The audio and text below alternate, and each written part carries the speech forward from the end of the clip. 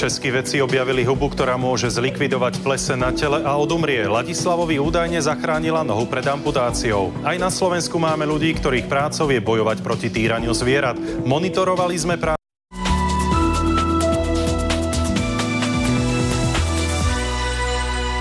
Pekný deň vám želám. Som rád, že aj dnes ste si našli čas na magazín Reflex a ja verím, že vás našou ponukou nesklameme a dnes aj tak trochu poučíme. Vítajte. Českí vedci objavili hubu, ktorá môže zlikvidovať plese na tele. Ladislavovi údajne zachránila nohu pred amputáciou. Výtvarníčka Kristýna Šrajberová na svojich fotografiách zachytila slovenského Woodyho Allena či Mariu Callas. Najprv Štefan stratil zrak, potom rodinu zasiahla ďalšia krutá udalosť. Výchrica im zobrala strechu. Pán Ladislav pre prácu takmer prišiel o zdravie. Zanedbal trombózu na nohách, až sa mu na nich vytvorili hnisavé, plesnivé rany. Vyliečil si ich priam zázračne, paradoxne ďalšími, ale liečivými plesňami. Ladislav je za svoju prácu vďačný natoľko, že popri nej úplne zabudol na seba a svoje zdravie. Roky bojuje s trombózou nôh. Keď ju zanedbal, vytvorili sa mu na nohách otvorené rany plné hnisu a hrozila mu amputácia.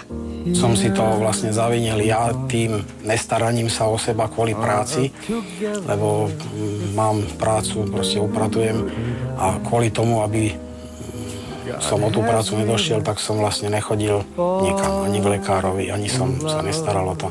To bolo úplne akože niečo hrozné. To bolo sadomaso úplne. Proste tam mám tie elastické obväzy, aby som mohol chodiť do roboty, tak si zoberte, že tú nohu som mal proste napuchnutú, neohybnú v klbe, proste, že hrozné. Tak to bolo napuchnuté. Aby som mohol ísť do práce, tak som s tými elastickými obväzmi som si to z takéhoto niečoho stiahol aby som sa zmestil do topánky a tak. A vlastne s tým som chodil.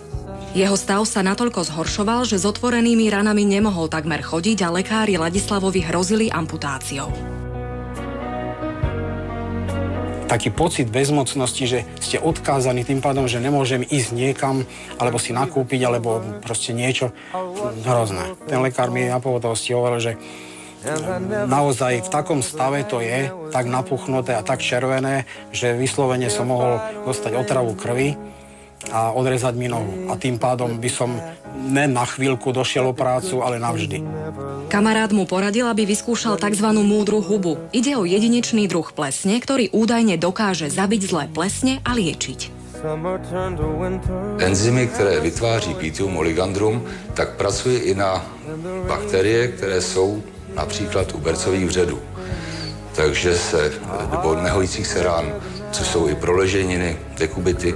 Pythium oligandrum tak je vlastně mykoparazit, který likviduje jiné plísně přímým parazitismem, ale k tomu tak ještě vytváří enzymy, které dokáží rozkládat vlastně buněční stěny těch plísní, těch patogenů a spotřebovává je pro svoji výživu. Jestliže už pak nemá žádný živiny, z plísní sám hyne. Aplikácia múdrej huby je jednoduchá a doteraz vraj neboli zistené žiadne nežiaduce účinky. Ide o čisto prírodnú metódu liečby. Jedna kolegyně při výrobě taky upadlo kousek pythia na nohy do holinky a zjistila, že jí přestali lidově řečeno zapáchat nohy. Tím pádem jsme začali zkoumat vlastně to pythium i pro to lidské využití. Zjistili jsme ku podivu, že jsme schopni zachránit i několika lidem nohu. Je to v podstatě houba upír, která se specializuje vysloveně a čistě jenom na své příbuzenstvo. Dá sa použiť na liečbu mykózy nôh, otvorené rany a psoriázu. Niektoré jej druhy sa využívajú aj pri plesniach na stenách a zvieratách. Výsledky závisia od veľkosti postihnutia. Z tejto huby vlastne sa mi urobila taká, akože už taká pevnejšia chrasta a to hnisavé, čo tam bolo, proste sa, ako keby, nehovorím, že hneď, že z niečoho 5 cm sa to zmenšilo na centimetrové, ale podstatne viditeľné to bolo. Máme ve svých archivech pacienty, kterým bylo 6 měsíců a i přes 80 let. Svoje trápenie s nohou si Ladislav mapoval fotografiami. Tvrdí, že tieto by mali byť poučením pre všetkých. Proste, že aby som už nikdy, možno si niekedy pozriem tie fotky. A to bude pre mňa také memento, že už nikdy v živote, aby som sa nedostal do takéhoto stavu. Povedali by ste, že niektoré naše